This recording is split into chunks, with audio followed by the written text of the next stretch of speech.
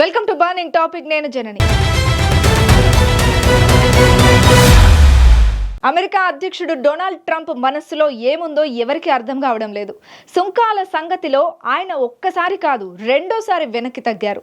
90 రోజుల వాయిదా ఇచ్చిన ట్రంప్ ఇప్పుడు ఫోన్లు, కంప్యూటర్లు, సెమీ కండక్టర్లను సుంకాల నుంచి మినహాయించారు. అసలు ఈ మార్పు ఎందుకు వచ్చింది? ఎవరికి లాభం కలుగుతుంది? ట్రంప్ ఎందుకు యూటర్న్ తీసుకున్నారు? ప్రపంచం ఈ నిర్ణయాన్ని ఎలా చూస్తోంది?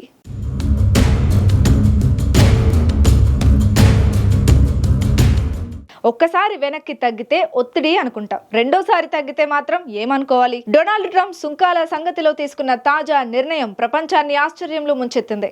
మొన్నటిదాకా చైనా దిగుమతులపై భారీ సుంకాలు విధిస్తానని గట్టిగా చెప్పిన ట్రంప్ ఇప్పుడు కాస్త మెత్తబడ్డారు.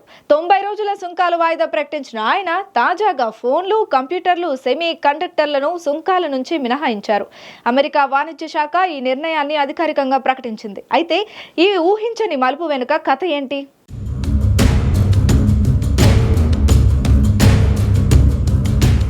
యాపిల్, శాంసంగ్, డెల్, హెచ్పి లాంటి కంపెనీలు చైనా నుంచి ఫోన్లు, కంప్యూటర్లు దిగుమతి చేసుకుంటాయి. సెమీ కండక్టర్ల విషయంలో టీఎస్ఎంసీ, ఇంటెల్ లాంటి సంస్థలు కూడా ట్రంప్ నిర్ణయంతో ఊపిరి పీల్చుకున్నాయి. సుంకాలు ఉంటే ఈ కంపెనీలు ధరలు పెంచాల్సి వచ్చేది. అంటే అమెరికా కొనుగోలుదారుల జేబులు గుల్లయ్యేవి. ఇప్పుడు ఈ మినహాయింపుతో ఆ భయం తప్పింది. కానీ ట్రంప్ ఇంత సడన్ గా ఎందుకు మారిపోయారు? అసలు ఈ నిర్ణయం వెనుక ఒత్తిడి ఎవరిది?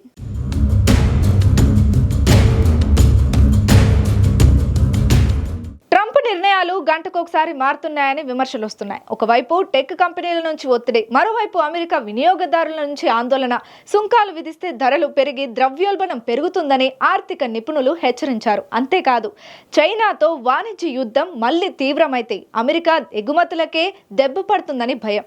ఈ నేపథ్యంలో ట్రంప్ కాస్త ఆలోచించి సుంకాల నుంచి కీలక ఉత్పత్తులను మినహాయించారు. కానీ ఈ నిర్ణయం అందరినీ సంతోషపెట్టిందా?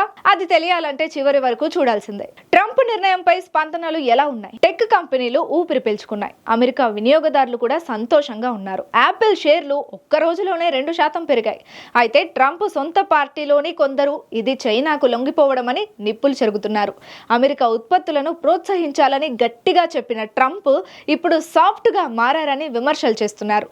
చైనా మాత్రం ఈ నిర్ణయాన్ని స్వాగతించింది. అయితే ఈ మార్పు తాత్కాలికమా లేదా శాశ్వతమా అన్నది కాలమే చెప్పాలి.